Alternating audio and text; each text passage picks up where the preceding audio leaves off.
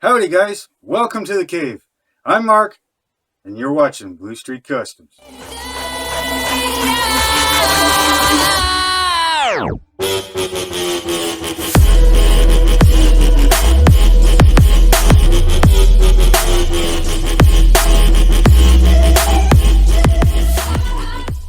Hi guys, welcome back to the cave. Sitting around today, and I was trying to film something that I made, make a nice little display so I can post on YouTube kind of thing.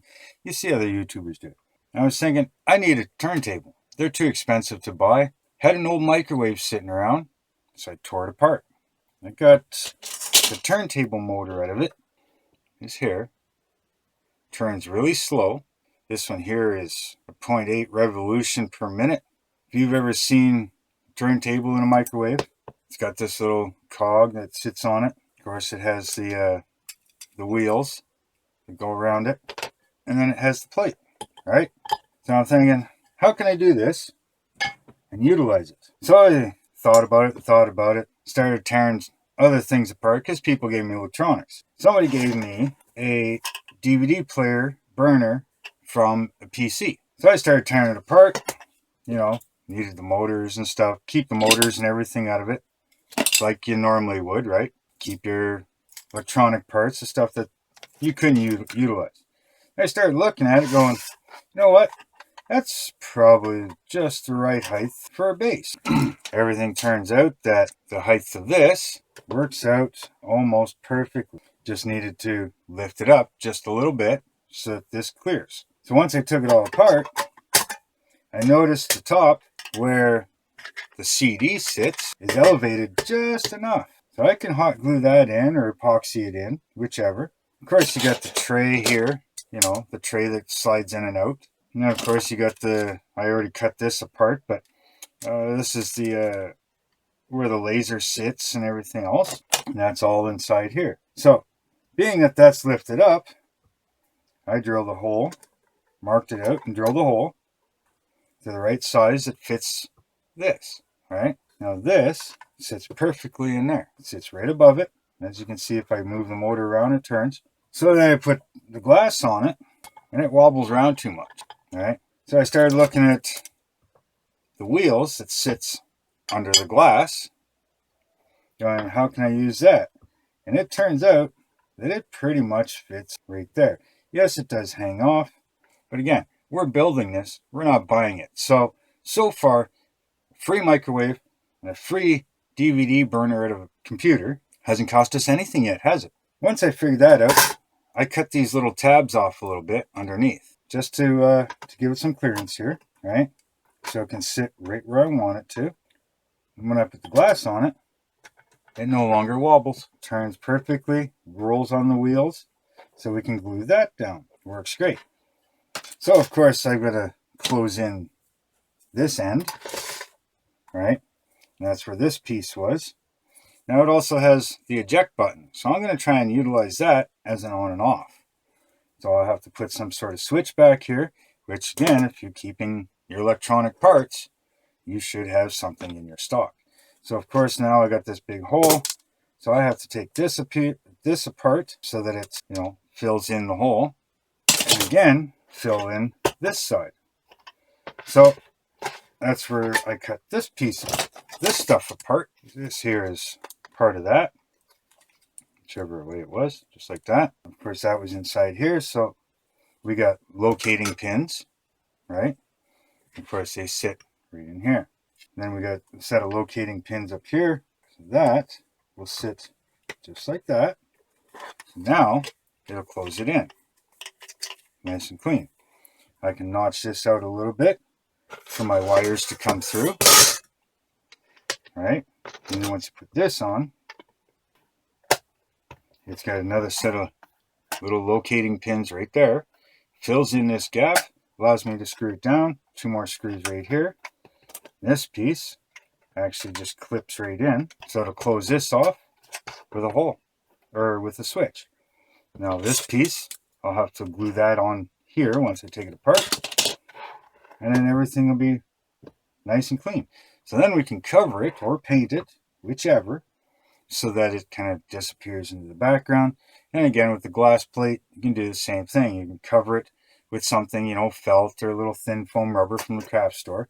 So far, other than the paint or what you're going to cover this, it's all free. So you have a free turntable, right? Made from a microwave and an old DVD burner from a computer. So now, if you cover this with felt or the little foam rubber sheets from the dollar store, you're going to spend maybe $2, right?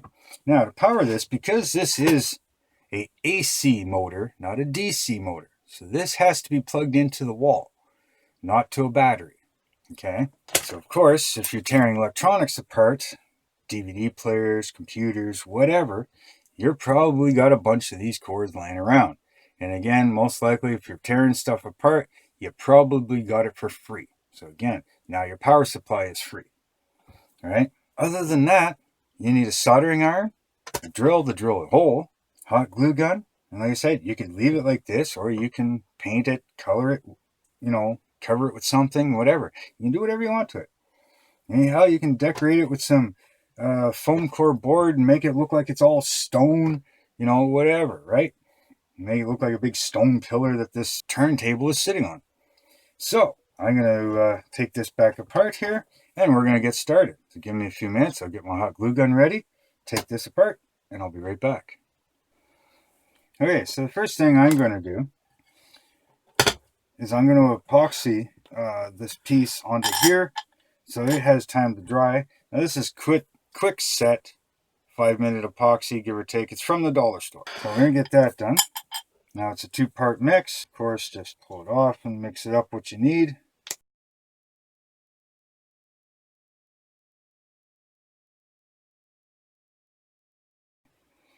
Okay, so now we're going to let that set up. It should only take about 5 minutes or so, give or take. Put this aside. Okay, so next thing is I'm going to hot glue this down. So this here you're going to want to figure out because your shaft is off to one side. So of course, the way I did it, I wanted it more in the center of the box. So if I would have went this way, now it's off to one side, as you can see, right? I didn't want that.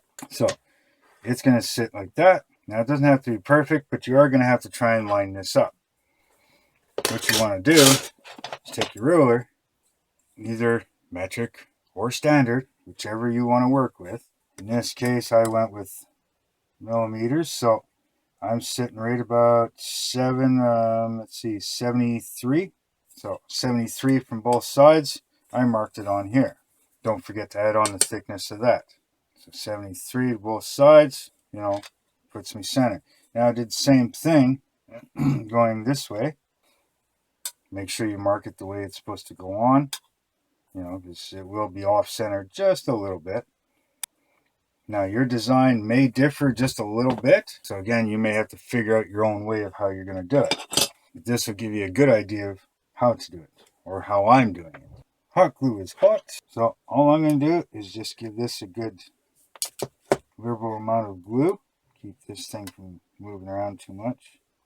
Less stuff that moves around, the less noise it's going to make. Now these motors are fairly quiet, but it still gives a little bit of a hum when they're turning.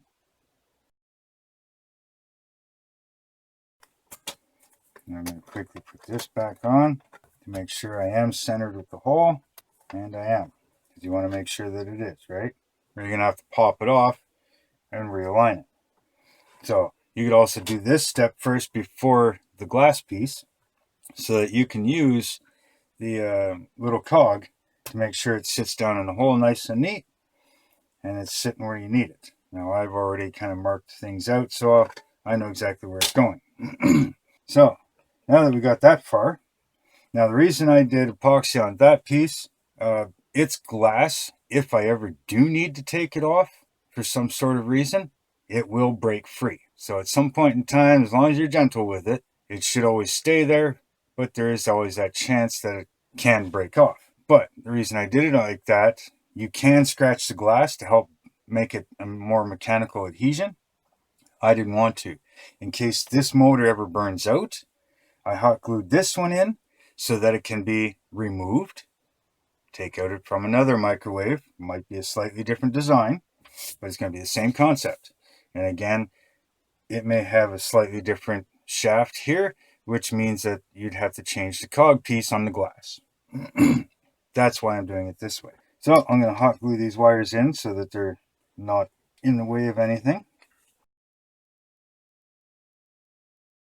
So now I'm going to take this wire. Now I'm going to leave enough room here because, like I said, I want to go through my parts bin, and I'm going to try and find a switch that I can put on here.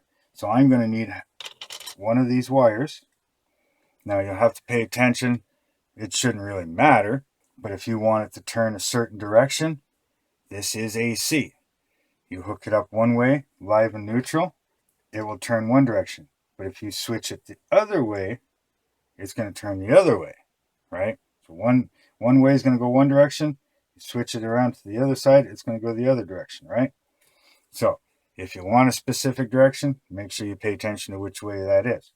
But I need enough line here so that I can run one wire to this, right? And then one wire from here to my switch, and one wire from here to my switch. So that when I turn my switch on, it continues my circuit. So first, every side cutters, we're going to cut this off. So we don't need it. Then carefully with your knife, measure out how much you need. Maybe give yourself a little extra. Now we're going to carefully cut through just the outside layer.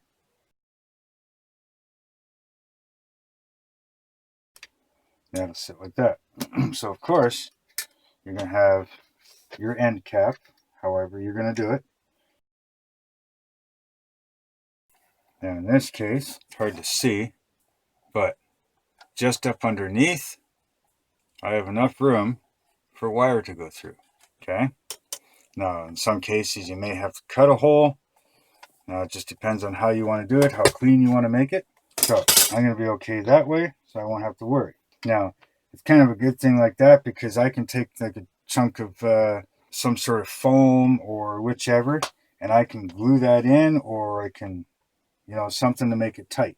Now, another way you can do it is if you put a hole through and you don't want this wire sliding around, right? You can take these, tie them in a knot, right?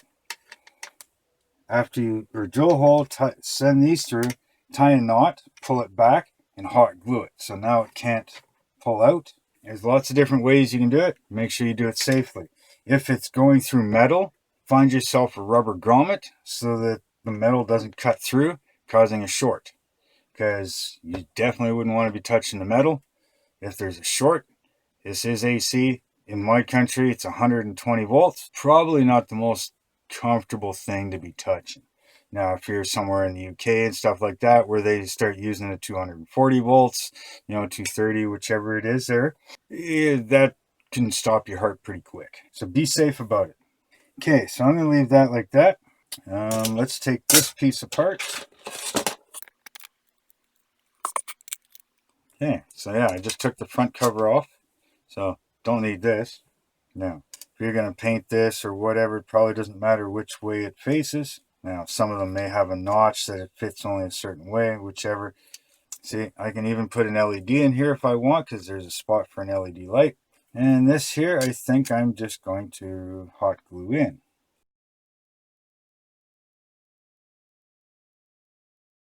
Okay, so now I've got this all hot glued in.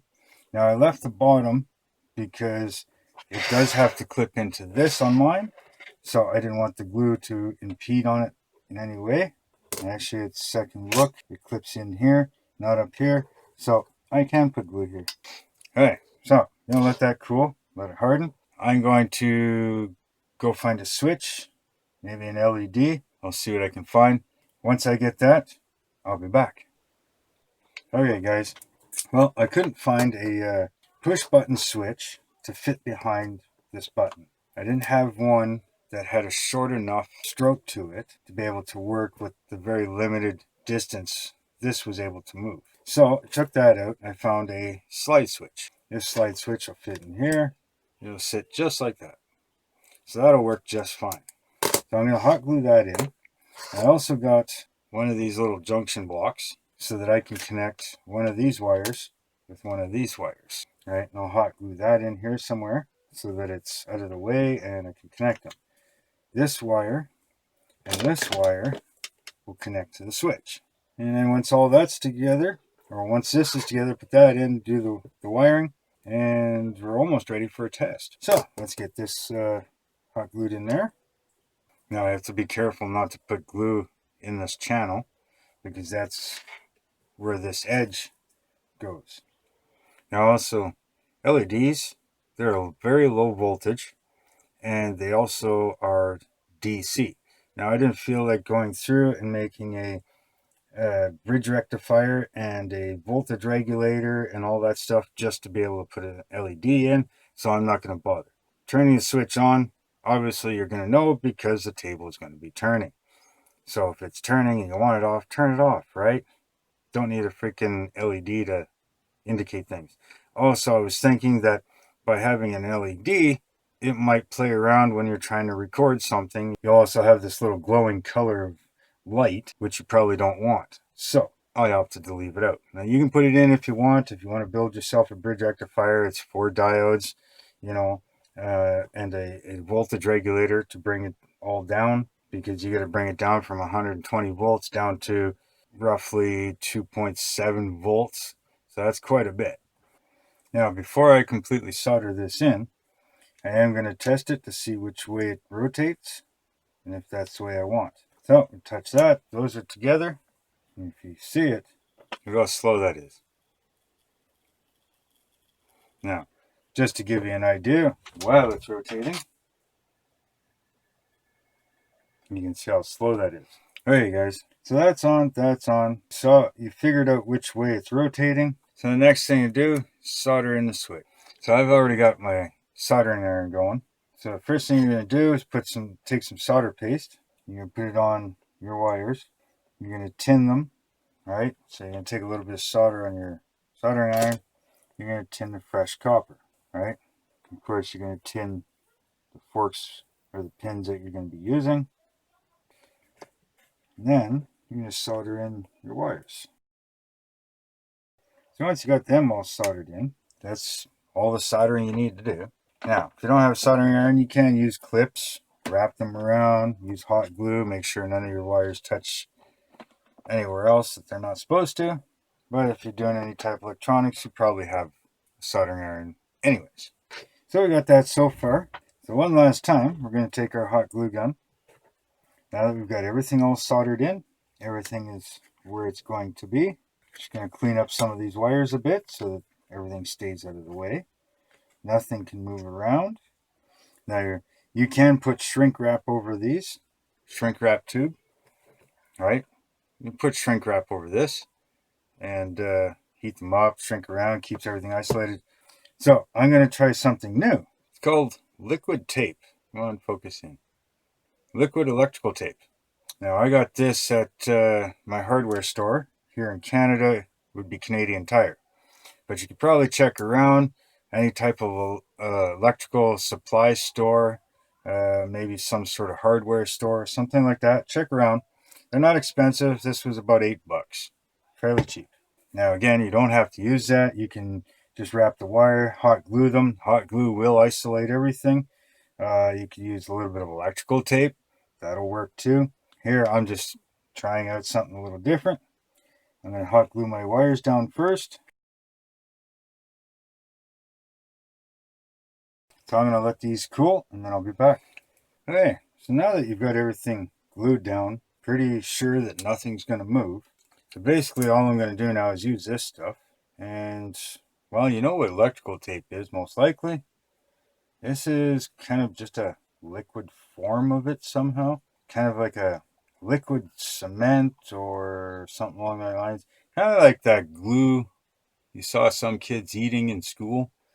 You know, that rubber glue. It's kind of the same stuff. Would be my take of it anyways. So I'm just going to coat this here best way that I can. I'm just testing this out to see how it works. See if it's any good. See if it's something that, you know, I may continue to use, or if I like it, maybe you guys can test it out if you've used it. Maybe leave a comment down below. Let me know what you think of it. Is it any good? Did it work? You know, that type of thing. Sorry I let that dry, but that can dry underneath. Got everything inside done. Put your cover on. Grab your screws, put them back in. So now I am going to put some more hot glue in here just to make sure that this doesn't break free or whatever. Now I've also got these pads. You can buy these dollar store. Again, real cheap. I got this huge pack for like 10 bucks. We can put them on the bottom. That'll help isolate it, help keep it from sliding around. So now I'm going to put this on. Now again, I'm only going to put this on with hot glue just because if I got to take this apart to get to that motor, I want to be able to break it free easily. Then what I'm going to do, now this is felt from the dollar store. Now I don't have any black. I'm just going to try and cut out what I can for here. I've got more, so if I need more. And I'm going to cover the sides, make everything nice and neat, look good. So what I'm probably going to do, let me think about this. I'll be right back. Okay, thought has been made. Instead of covering it, I'm going to paint it. Now this stuff I've had laying around, I mean it was only about $5. I got it from, again, Canadian Tire. This here is the military camo set. This one here is the chocolate brown. I do have the green. I don't have any more of the black, but that's okay. This is fairly dark. Once again, I'm going to spray paint this with the chocolate brown. I'm going to mask this off so it stays black, or you can paint it. So that's what I'm going to do. So I'm going to mask this off. I'm going to spray it. When I'm done, I'll be back and I'll show you. And then we'll glue this on and we'll cover the glass plate. There it is. Now that I've got it all painted, I didn't bother painting the bottom. There was no point, right? I got it all painted. So we're going to take this masking tape off. Now I did put a little piece over that so I didn't get any paint in there. Okay, so now I'm going to put this on. And I'm not too worried about, you know, having it hang over because, I mean, the dish is quite a bit bigger. So technically you wouldn't see it. So now that everything's on, hot glued in place, the wheels are all touching. Because if I roll the wheels by itself, they are touching. Now I'll plug it in, double check everything. It's already on. I can shut it off. Well, there's something I didn't know. Every time you turn this on and off, it's going to change direction. So you might want to be aware of that. I didn't realize that. I thought it was the controls in the microwave that made the dish change direction depending on which way you put AC power. Turn it off, as you see here. Okay, make a liar out of me. There, see? Maybe it wasn't running long enough, I don't know. Sometimes it changes direction, sometimes it's not. I guess it's just voodoo. Who knows? Anyway, let's get to covering this, because that's really weird. Now it changes. Maybe it's how long it's off. Either way, what you're going to want to clean this really good. Maybe some sort of parts cleaner, alcohol, maybe acetone, I'm not sure. Acetone might leave a residue. You want something that's probably not going to leave a residue. Now, I bought these things, multi-use. Man, these things are awesome. They clean glue off of everything. They kill germs. So, in today's time right now, probably not a bad thing to have some of these around just because. But everything works good, cleans it well. But I do find that if you use it on glass, it streaks. But for cleaning stuff, wicked stuff. Now you can buy this stuff in your hardware stores, things like that. I'm only going to wrap around the edge a little bit because I don't want anything getting into the to the wheels underneath. So I'm going to make sure the top is really clean. And then just cover the top and wrap it around the edge just a little bit. I do highly recommend picking up some of these wipes. They work awesome. Again, Wonder Wipes.